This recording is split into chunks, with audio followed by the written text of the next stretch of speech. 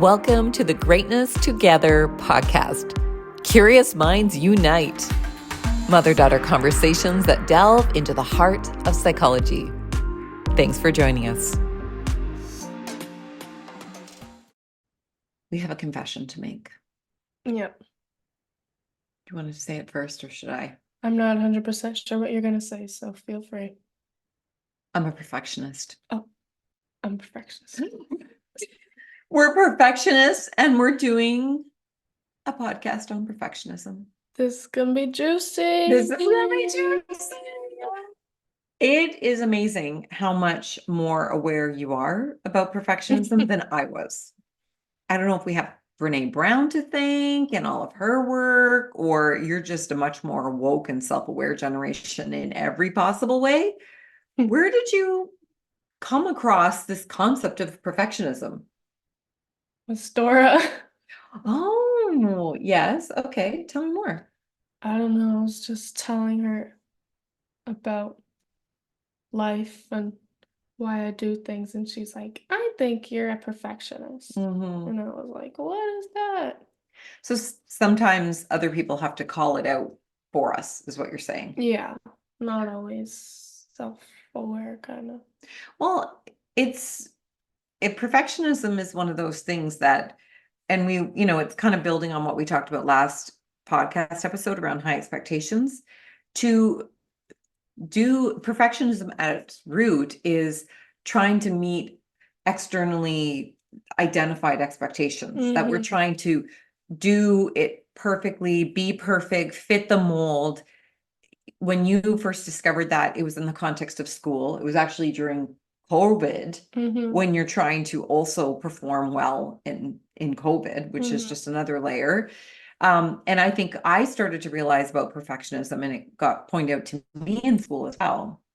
So it's interesting how the very nature of trying to fit external expectations is actually probably when they're imposed on us the most, which is part of why, if anyone's read read our little show notes here, it starts with asking, is kindergarten boot camp? Yeah, it kind of like sets you up for not exactly like a perfectionist mindset, but like a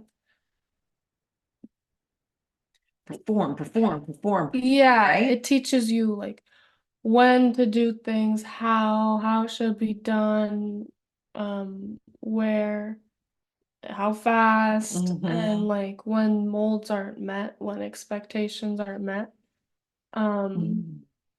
They're kind of like students are often like frowned upon and kind of alienated.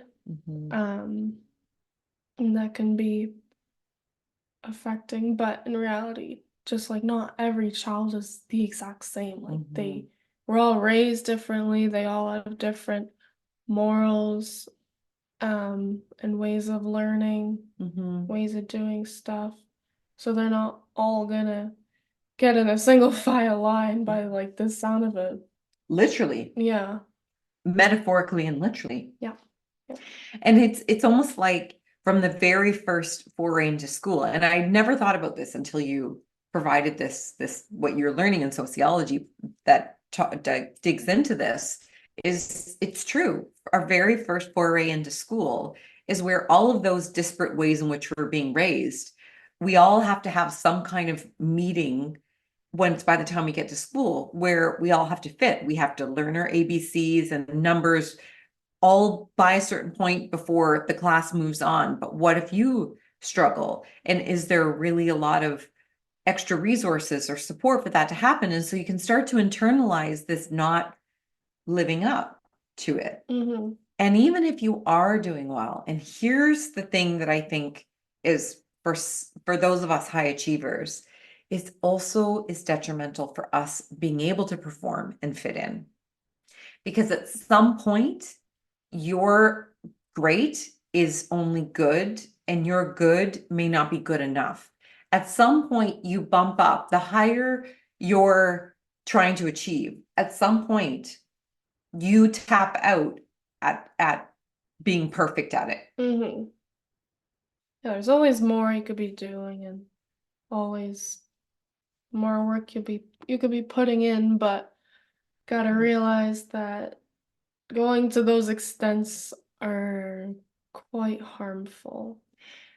And that's really the root of it, right? That's where, you were saying like, I want to talk to Miss Dora because you're like, where is this helpful for me and where is it not? This is where I rely on my community of my speaker friends, for example, is I'll say, are you finding that it's a dip in bookings? Like what's going on? Are you finding that too? Because it helps me to put it in context that it's something outside of me and um it's not something that I'm doing wrong. Mm-hmm. I think that that's part of the signs of somebody who is a perfectionist. I like to say, actually, it's in my intro that I'm a recovering perfectionist because I work really, really, really hard at not being a perfectionist. And then when I'm struggling with the battle of perfectionism, I don't feel like I'm doing my unperfectionism right. Yeah. Yeah, it's true. I know it's always hard being like, oh, I want to do this, I want to do this perfectly, I want to do this way, but when things don't go to plan, it's like, ah. And I don't even know if we always use the word perfect. Like it's a little bit insidious. It sneaks in.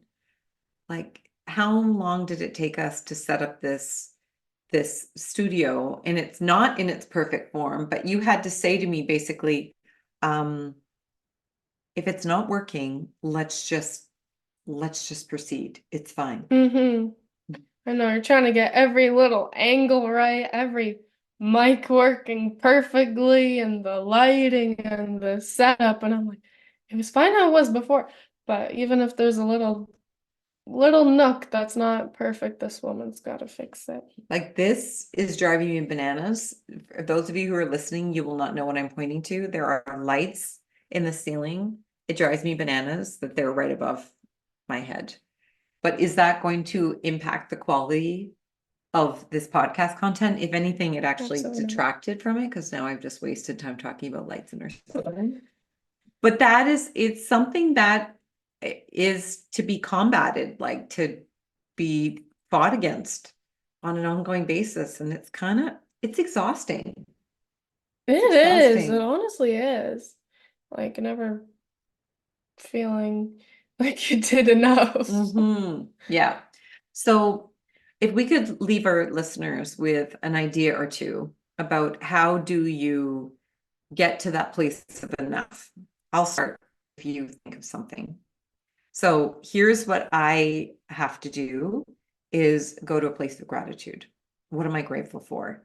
It puts things in context because it makes me realize all the things outside of this one micro experience or this challenging situation about all of the other things that are working well. So rather than hyper focus on what could be better or different or it's not going according to your version of what is the best, instead it's going to that place of what am I grateful for? Even though this isn't working, I'm still grateful about all these other things. That helps. Mm-hmm. That helps. Sometimes dad and I actually have to do gratitude walks where we'll be debriefing our day. And it's usually more me than dad. And then I'll be like, this is, you know what? I gotta get out of this loop. Let's have a gratitude walk. And so we will switch back and forth. I'll say something, he'll say something, I'll say something. And usually there'll be like 12. I'll usually want to keep going because I'll then, of course, have a goal. Like, oh, we Mm-hmm. got to 12 the last time. We could probably get to 13, Yeah. which defeats the purpose. But anywho, um, gratitude, active, not just thinking, oh, I'm grateful, but active gratitude gets out of it has to be perfect loop. Yeah. Yeah, no, mine's kind of similar, just like Mm-hmm. looking at how much you have done and not Mm-hmm. really looking at how much more you have to do. Like Mm-hmm. looking at what you have available to you and Mm-hmm. looking at the pathway you've walked, kind of. Mm-hmm. Um, and just kind of focusing on that more than the journey ahead. It's very solution focused to celebrate what works and what is. Mm-hmm. And then I bet you when you do that, ironically, you actually want to look into the future more. Mm-hmm. Yeah, setting goals and Mm-hmm. thinking about how I will reach those goals and healthiness, you know? And I want to offer one third strategy. Oh, Would that be okay? I'd love that. Okay. Be aware of perfectionism vampires. People who feed off of your need to be perfect and to please them or to achieve due to their standards. Because that may, in actual fact, be one of the issues, is that there's a very conditional relationship that you have, and that's not really particularly healthy. Like they always want you to be perfect? Yeah, Yeah. gotta remove yourself. Yeah. If they don't accept you how you innately are, Mm-hmm. girl, bye. Yeah. And I don't mean people shouldn't have expectations. It's about striving towards, we found these two words, mastery and excellence. It's striving towards excellence and to have mastery, but that it's not externally validated, and you're not only your level of performance. Your worth is already in existence. It does not need to be validated by anybody. Hell no. Hello. Thank you for talking about this with me, my friend. My friend. sister. Oh, My sister in arms, my daughter, my there we go. friend, all the things. Not your husband, though. Not my I'm not your husband, husband. not my husband. But seriously, I see you as a friend. And, as I say, a sister in arms about things like this where we share it. And my daughter, I love you. Love you, queen. And be there for other people who have their perfectionism and just help them, support them in their journey, eh? Yeah. Mhm. It's not as easy as the title seems. You can't just read a book and be like, okay, I'm done with that. Love you. Smooches. Smooches.